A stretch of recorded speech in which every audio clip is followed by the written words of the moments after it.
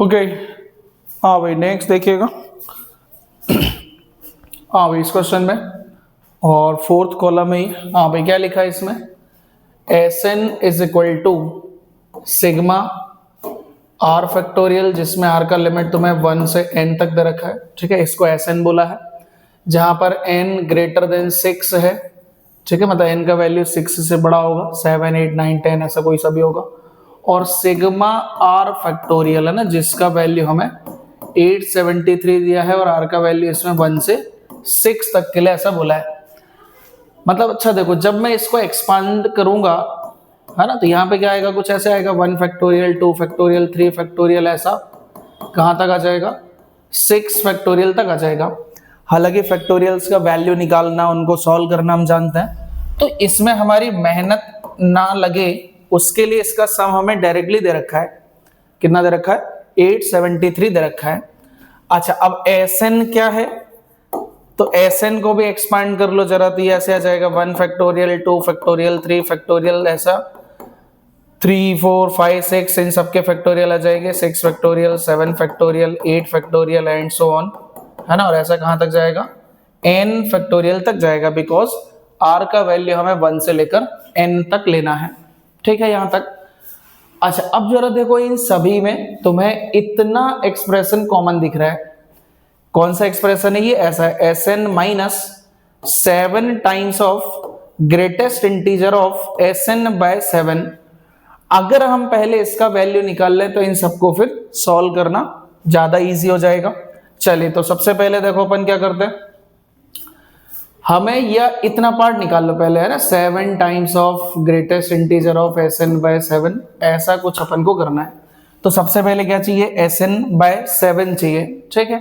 अच्छा और इतना जो है इसका सम हमें डायरेक्टली दे रखा है, कितना दे रखा है, 873 दे रखा है। तो मैंने क्या करा, इसको सीधा ऐसे लिख दिया कि जो एस एन है वो ऐसा बनेगा 873 प्लस बाकी के ये टर्म्स।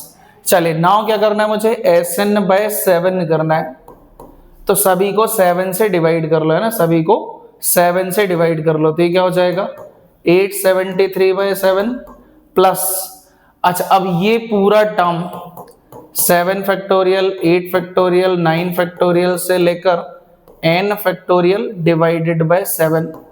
अच्छा सभी ये भी जानते हैं कि भाई देखो 7 फैक्टोरियल में से 7 कॉमन आ जाएगा, 8 फैक्टोरियल में से भी आ जाएगा, 9 10 सब में से 7 कॉमन आ जाएगा।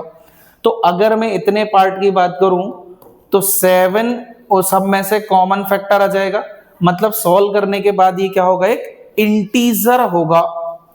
भाई ऊपर जितने भी फैक्टोरियल्स लिखे हैं सभी में से 7 कॉमन आ जाएगा, मतलब 7 कट जाएगा, बाकी का जो बचेगा वो एक क्या होगा, इंटीजर होगा, ठीक है ना। चलिए यहां तक के लिए ये हो गया।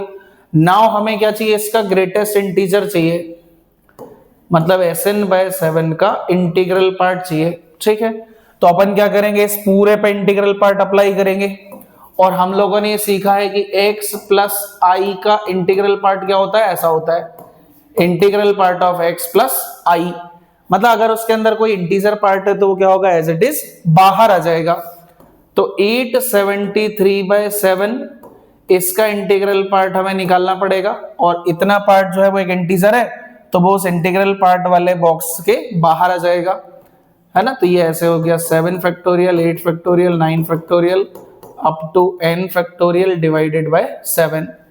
नाउ मुझे क्या करना है, ये जो इंटीग्रल पार्ट है एसएन बाय 7 का, इसका 7 टाइम्स चाहिए, तो लो भाई 7 से भी मल्टीप्लाई कर दूं, ठीक है। अच्छा इतने को तो सॉल्व कर ही लोगे। अच्छा इधर देख लो पहले, मैं अगर 7 से मल्टीप्लाई करूंगा तो यहाँ का तो एज इट इज आ जाएगा, ठीक है ना, अगर मैं 7 से मल्टीप्लाई कर दूं तो यहाँ का ये पार्ट आ जाएगा। अच्छा 873 बाय 7 करो जरा, कितना आएगा, तो इसको डिवाइड कर लेना, 1 फिर 2 टाइम्स आएगा, बचेगा 3 4 टाइम्स आएगा, 124 पॉइंट समथिंग आ जाएगा।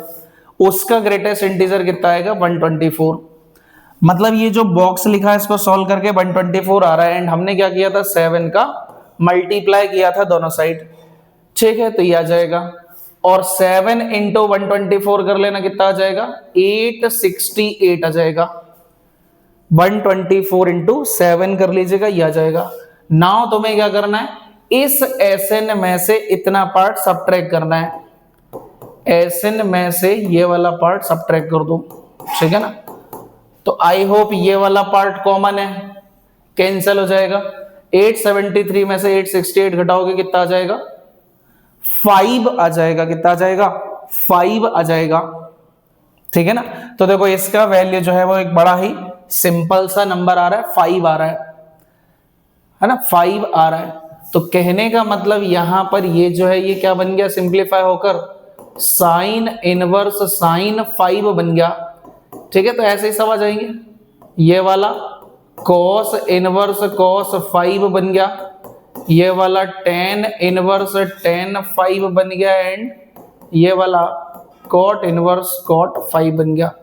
अब बस इनको सॉल्व करना सिखा रखा है, ठीक है ना, इनको सॉल्व करना सिखा रखा है। जैसे साइन इनवर्स साइन x, हम इसके शॉर्टकट की बात करें तो हम लोगों ने इनवर्स ट्रिग्नोमेट्रिक फंक्शन में सीखा था कि ये कुछ ऐसे होता है, odd multiple of pi minus X या फिर x minus even multiple of pi. तो जैसे मुझे साइन इनवर्स साइन 5 निकालना है, तो पहले मैं 5 चेक करूंगा कहां पर आएगा, तो ये पाई 2 पाई में से चेक कर लेना किसके पास में आ रहा होगा, है ना, ये किसके पास में आ रहा है निकाल लेना। तो इसका इससे डिफरेंस आएगा 1.28 और इसका इससे डिफरेंस आएगा 1.86।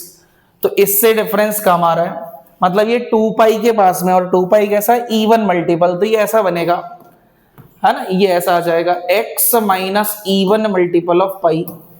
तो ये सिंप्लीफाई होके ऐसा आ जाएगा, ठीक है ना।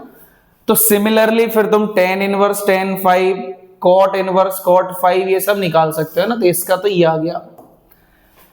तो भाई इनका केवल अब वैल्यू निकालना है, तो ये सभी अब आप लोग ट्राई करो, कैसे निकालते हैं ये सभी को मालूम होगा। tan इनवर्स tan 5 की बात करें तो ये क्या आ जाएगा, ये 5 माइनस 2 पाई आ जाएगा, मतलब जब निकालेंगे तो, ठीक है ना। तो कैसे करते हैं ये अभी सॉल्व करना सभी को आता होगा। इस क्वेश्चन में जो मेन एक्सप्रेशन था वो यही था कि इतने का वैल्यू क्या आएगा, है ना, तो वो हमने देख लिया। चलिए ठीक है ना, इसको देख लीजिएगा, ओके।